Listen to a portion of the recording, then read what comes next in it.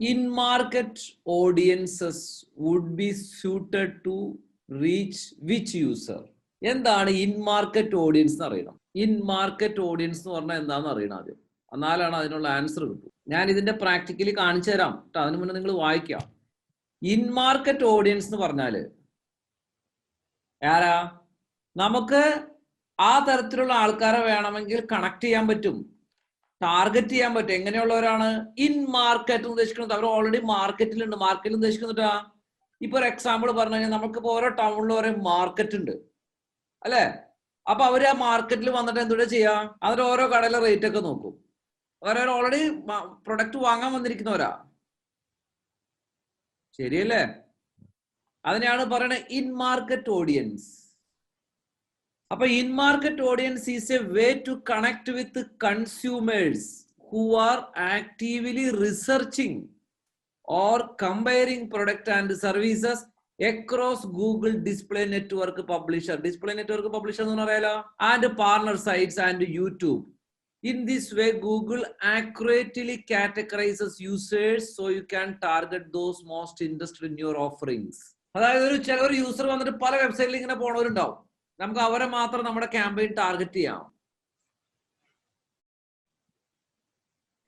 In market audiences would be suited to reach which user എന്നാണ് ചോദിച്ചേക്കണേ. ആദിത്യയാണോ? someone with a qualified interested in mountaineering, അതാണോ? someone researching the safety features of baby prams. ഏതാണ് answer? Last one. അതാണ് അതിന്റെ answer. ഒരു car വാങ്ങുന്നവരല്ലെങ്കിൽ എല്ലാം പോയി സെർച്ച് ചെയ്ത് ചെക്ക് ചെയ്യാ, എല്ലായിടത്തും പോയി കമ്പയർ ചെയ്യും. A water sports company specializes in custom-made watercrafts and accessories. Their marketing manager decides to use the broad match keyword, bot. The manager then adds paddle as a broad match modifier. Broad match modifier ഞാൻ പറഞ്ഞു തന്നിട്ടില്ലേ? Plus പറഞ്ഞു തന്നിട്ടില്ലേ? Which two searches may prompt the marketing manager's ads? അപ്പൊ ആ സെർച്ചിങ്ങിൽ എന്ത് വേണം? ബോട്ടും വേണം, പാഡിലും വേണം. ആ 2ഉം 4ഉം ആണ് അതിന്റെ കൃത്യ ആൻസർ. എന്താണ് റീമാർക്കറ്റിംഗ് എന്ന് ഞാൻ പറഞ്ഞുതരാം. വായിക്കാദ്യം. നമ്മുടെ വെബ്സൈറ്റിൽ ഈ മാസം ഒരു 10,000 പേര് വിസിറ്റ് ചെയ്തു. ഈ 10,000 പേരെ ടാർഗറ്റ് ചെയ്തിട്ട് നമുക്ക് ക്യാമ്പയിൻ ചെയ്യാം. അതാണ് നിങ്ങൾ എവിടെയെങ്കിലും ഒരു സ്ഥലത്ത് പോയി ഒരു സൈറ്റ് കണ്ടു കഴിഞ്ഞാൽ പിന്നെ എവിടെയൊക്കെ പോകുമ്പോഴാ സൈറ്റ് കാണണേ. Remarketing concept. അതായത് നമ്മുടെ സൈറ്റിൽ ഇന്ന് ഒരു 10,000 പേര് നമ്മുടെ സൈറ്റ് ഒരു മാസം 10,000 പേരെ കണ്ടു. ഈ 10,000 പേരെ മാത്രം നമുക്ക് ടാർഗറ്റ് ചെയ്യാം. അവർക്ക് വേണ്ടി മാത്രം ഒരു ക്യാമ്പയിൻ ക്രിയേറ്റ് ചെയ്യാം, എന്നിട്ട് അവരെ മാത്രം ടാർഗറ്റ് ചെയ്യാം. അതിനാണ് എന്ത് പറയണേ? Remarketing. Second, to reach people who have already engaged with your website in the past. അടുത്തതാണ് affinity audiences. With affinity audiences, you can reach people based on a holistic picture of their lifestyles, passions and habits. In market എന്ന് പറഞ്ഞു കഴിഞ്ഞാൽ അവർ already മാർക്കറ്റിൽ research നടത്തിക്കൊണ്ടിരിക്കുകയാണ്. നമ്മൾ internet search ചെയ്യണ എല്ലാ സാധനവും നമ്മുടെ എന്തിലുണ്ട്? കുക്കീസിൽ സ്റ്റോർ ചെയ്തെടുക്കാണ്. അപ്പൊ നമ്മൾ എല്ലാ ദിവസവും സിമിലർ കൈൻഡ് ഓഫ് സൈറ്റ് നോക്കുമ്പോൾ അവർക്ക് മനസ്സിലാവും ഇവൻ ഇന്ന കാര്യത്തിലാണ് ഇൻട്രസ്റ്റ്. അതാണ് അഫിനിറ്റി ഓഡിയൻസസ് എന്ന് പറഞ്ഞാൽ. അതായത് അതിന്റെ ഉത്തരം 4-മത്തെയാണ്. Ensure your products are only seen by people who have demonstrated qualified interest.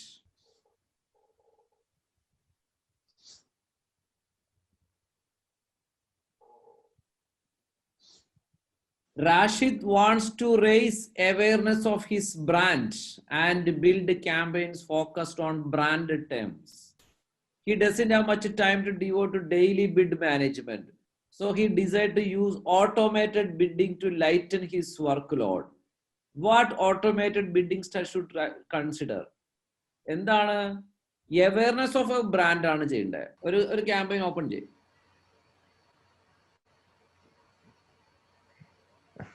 Settings ഇருக்கு ലെഫ്റ്റ് സൈഡിൽ, ക്യാമ്പയിന്റെ സെറ്റിങ്സ്.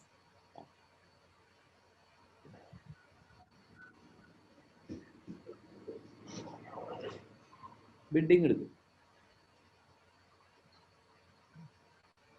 ചേഞ്ച് ബിഡ് സ്ട്രാറ്റജി, മോളിൽ മാനുവൽ CPCയോടെ ക്ലിക്ക് ചെയ്ത് ടാർഗറ്റ് ഇംപ്രഷൻ ഷെയർ ഉണ്ടോ അത് കിട്ടും. അതിന്റെ ഡെഫിനിഷൻ റൈറ്റ് സൈഡിൽ എഴുതിക്കണുണ്ടോ? Target impression share automatically sets your bids to increase your ad chance of appearing in the search page area you select. These strategies select here will apply to this campaign only. And where do you want your ads to appear? A target impression share അടിയിൽ കണ്ടോ? അവിടെ click ചെയ്യും. Top of result page, absolute top of result page. നമുക്ക് ഇഷ്ടമുള്ളിടത്ത് locate ചെയ്യിക്കാം. Absolute top of result page കൊടുത്തേ. Percentage impression share to target, അവിടെ ആ ക്വസ്റ്റ്യൻ മാർക്കിന്റെ അവിടെ വെച്ച് percentage impression is how often you want your ads to appear in the search page area you select when other people search for your keyword. ഇനി മോളിൽ കൊടുത്ത where do you want to appear ads ഉണ്ട്, അതിന്റെ question മാർക്കിനോട് കൊടുത്തേ. Anywhere on the result page, top of the among the ads at the top of the first page of search result, the first position at the top of the first page of research result നിങ്ങൾക്ക് ad വരുത്താം. ഇനി അവിടെ താഴെ percentage of impression share to target 100 കൊടുത്തേ, 100 കൊടുത്തേ. അതിന്റെ അർത്ഥം തൊട്ട് എപ്പോ സെർച്ച് ചെയ്താലും നമ്മുടെ ആഡ് എവിടെ വരണം? ഫസ്റ്റ് വരണം അല്ലേ? ഇനി അവിടെ മാക്സിമം ബിഡ് എത്രയെന്ന് കൊടുത്തേ, അവിടെ നിങ്ങൾ ഇഷ്ടമുള്ള കൊടുക്കാം, 100 കൊടുക്കാം. അപ്പൊ പുള്ളിക്ക് എന്താ വേണ്ട ഇവിടെ? Wants to raise awareness of his brand and build campaigns focused on the first one അല്ലേ?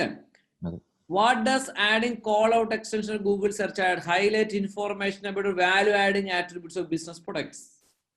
അതല്ലേ കോൾ ഔട്ട് എന്ന് പറയണേ. നിങ്ങൾ ഓർമ്മ ചെയ്തിട്ട് ആഡ് എക്സ്റ്റൻഷൻ ചെയ്ത് ഓർമ്മയുണ്ടോ?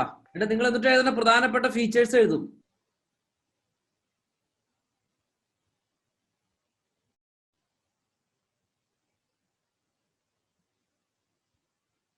ആ ക്വസ്റ്റ്യൻ നിങ്ങൾ ഡൈനാമിക് സെർച്ച് ആയിട്ട് ഞാൻ പറഞ്ഞുതരാം, എന്നാലും നിങ്ങൾക്ക് കിട്ടുള്ളൂ. ഓക്കെ, അത് ഞാൻ നിങ്ങൾക്ക് പറഞ്ഞുതരാം ഒന്നും കൂടി. അടുത്ത ക്വസ്റ്റ്യൻ എടുത്ത്, ഇതാണ് സെർച്ച് ഓഡിയൻസ്. ആ ഡെഫിനിഷൻ ഒന്ന് വായിച്ചേ. സെർച്ച് ഓഡിയൻസ് സൊല്യൂഷൻ മനസ്സിലായോ? They can help send the right message to the right customer with the right bit. Performance planner എന്താന്ന് പറഞ്ഞുതരാം. Maria has been told that she should use the performance planner on a monthly basis. Why should she do so? To react to ever-changing external factors ആണ്. ഇത് ഞാൻ പറഞ്ഞുതരാം last click. അടുത്ത question എടുത്ത്, എന്താണ് performance planar നമ്മുടെ അടുത്ത് പറയണമെന്ന് പറയാം. Set A specific target, CPA പറയും, കോസ്റ്റ് പെർ അക്വിസിഷൻ. അത് അടുത്ത വേറൊരു ബിഡിങ് മെത്തേഡാണ്. ഇനി നിങ്ങളുടെ CPA കുറവാന്ന് വിചാരിക്കുക, അപ്പൊ നിങ്ങൾക്ക് എന്ത് കിട്ടില്ല? ഒറ്റ എൻക്വയറിയും കിട്ടില്ല. എൻക്വയറി കിട്ടുകയാണെങ്കിൽ ആ കാശിനുള്ളിൽ കിട്ടണം. ആ കാശിനുള്ളിൽ തരാൻ പറ്റുന്നില്ലെങ്കിൽ നിങ്ങളുടെ ആഡ് കാണിക്കില്ല. തീരെ കുറച്ചുള്ള CPA നിങ്ങൾ എന്ത് ചെയ്യരുത്, ഇടരുത്. ചിലപ്പോൾ 100 രൂപ കിട്ടും വിചാരിക്കും. അപ്പൊ ചിലപ്പോൾ ഒരു ദിവസം ഒരു എൻക്വയറി വരുള്ളൂ. ഗൂഗിളിന് അങ്ങനെയാണ് തരാൻ പറ്റണുള്ളൂ. ആ കോസ്റ്റിന്റെ ഉള്ളിൽ എൻക്വയറി തരണം നിങ്ങൾക്ക്. അതൊന്ന് കാണിച്ച് ഗൂഗിൾ ആഡ്സ് എടുത്ത് ഞാൻ കാണിച്ചു തരാം. സെറ്റിങ്സ് എടുക്ക്, ലെഫ്റ്റ് സൈഡിൽ സെറ്റിങ്സ്, ക്യാമ്പയിന്റെ സെറ്റിങ്സ്, ബിഡിങ് എടുക്കുക, ചേഞ്ച് ബിഡ് സ്ട്രാറ്റജി കൊടുക്കുക. ടാർഗറ്റ് അതൊന്ന് വായിച്ചേ. Sets bids to get most conversion possible while reaching your average cost per action goal. CPA എന്ന് പറഞ്ഞു കഴിഞ്ഞാൽ കോസ്റ്റ് പെർ ആക്ഷൻ. കണ്ടോ? നിങ്ങൾക്ക് ഇഷ്ടമുള്ള ഒരു എമൗണ്ട് കൊടുക്കാം. With target CPA, Google Ads automatically sets bid to help get as many conversion as possible at the right cost per action. You set Some conversion may cost more or less than you target. The strategy selected here will apply to this campaign only. What is a valid recommendation that performance planner can provide? Set a specific target CPA നിങ്ങൾക്ക് പറഞ്ഞു തരും. മനസ്സിലായോ? എത്ര രൂപയ്ക്ക് ഇങ്ങനെയാണ് നമുക്ക് കിട്ടും? അടുത്ത question. 3 core principles focused on helping businesses reach their online potential are the foundation for Google Ads. Control and result. Control എന്ന് പറഞ്ഞാൽ എന്താ? നമുക്ക് ഉദ്ദേശിക്കുന്ന സമയത്ത് നമ്മുടെ ആഡ് വരുത്താം. ക്വാളിറ്റി പറഞ്ഞേക്കണം, ക്വാളിറ്റി അല്ലേ? അപ്പൊ എന്ത് ചെയ്യണം? Landing page. To improve the relevance of an ad with a particular set of keywords. The goal is to increase the ad rank of the ad as it gets more exposure. Adding more. എന്താണ് optimisation score എന്ന് പറയാം? എന്റെ ഇവിടെ optimisation score ഉണ്ടോ? കണ്ടോ? എത്രയാണ്?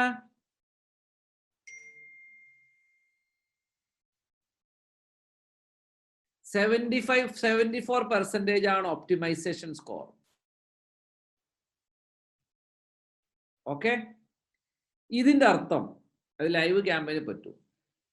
നമ്മുടെ ക്യാമ്പയിനിൽ suppose negative keyword ഇട്ടിട്ടില്ല എന്ന് വിചാരിക്കാം. ഈ നെഗറ്റീവ് കീവേഡ് ഇട്ട് കഴിയുമ്പോൾ നമ്മുടെ ഒപ്റ്റിമൈസേഷൻ സ്കോർ ഒന്നും കൂടി കൂടും. 100 വരെ എത്തണം. അതായത് എന്റെ ക്യാമ്പയിൻ ഇനിയും ഒരു 25% ചെയ്യാനുണ്ടെന്ന് പറയണ. ഞാൻ നേരത്തെ പറഞ്ഞു ഒരു ആഡ് ഗ്രൂപ്പിൽ 3 ആഡ് വേണം. 2 ടെക്സ്റ്റ് ആഡും 1 റെസ്പോൺസീവ് ആഡും. നിങ്ങളിപ്പോ ഒരു ടെക്സ്റ്റ് ആഡ് മാത്രം ഇട്ടുകൊണ്ട് തരിക. അപ്പൊ നിങ്ങൾ ഒപ്റ്റിമൈസേഷൻ ഒന്നും കൂടി താന്നു. നിങ്ങൾക്ക് ചിലപ്പോഴേ ഒരു ക്വസ്റ്റ്യൻ വായിച്ചിട്ട് ബാക്കിയുള്ള 3 തെറ്റാൻസർ കാണുമ്പോൾ മറ്റത് ശരിയാണെന്ന് മനസ്സിലാവും. Automated extensions such as seller ratings shown. When Google predicts they will improve ad performance. Carry owns a gardening store and uses a website to promote all the products she sells. What might the user have been doing searching for a related gardening information? ഇത് എളുപ്പമുള്ളതാണ്. Francine is advertising her company's newest video editing software and related products. She knows the best practice is to create 3 to 5 ads in each of her search ad group. More ads in ad group means more options for success in an auction. Success in an auction എന്ന് പറയുന്നത് എന്താ? നിങ്ങൾക്ക് ഗൂഗിളിന് പലതരത്തിലുള്ള ആഡുകൾ ഇങ്ങനെ കാണിക്കാനുള്ള chance ഉണ്ട്. Trevor owns a manufacturing business that makes specialized hiking and rock climbing gear. He's a small player in the market and he's ready to scale up his business. Which Google Ads campaign type should Trevor use to increase his brand's exposure and reach audiences interested in hiking and rock climbing across the web? Display. Ginger's working on creating her first Google search ad. She wants to create an inviting and relevant ad so potential customer will respond favorably. To earn user click, Ginger would focus on creating an ad. Includes a current promotion. Has relevant headline. Effective call out extension. എന്താണ് performance planner ചെയ്യുന്നത്? Forecast how your campaigns will perform in the future. Performance planner പഠിച്ചപ്പോൾ അതിന് answer കിട്ടി. That is an example of effective call out. ശരിയല്ലേ?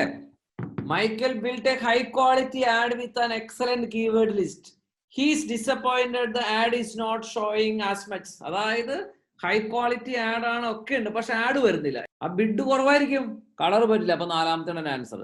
ഒരെണ്ണം more relevance, 2 greater flexibility. Why should your business use performance planner? It help business determine to go to market. It makes recommendations that are validated using machine learning. What does search text ad component provides up to 3 fields of 30 characters each? Headline ആണ് 30 character. Simple question. ഇതൊക്കെ വായിക്കണം നിങ്ങൾ കേട്ടോ.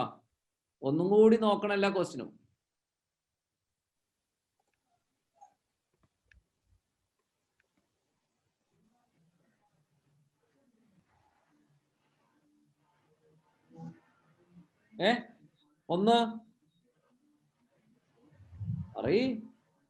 ഒന്നിന് match ആയതേതാ?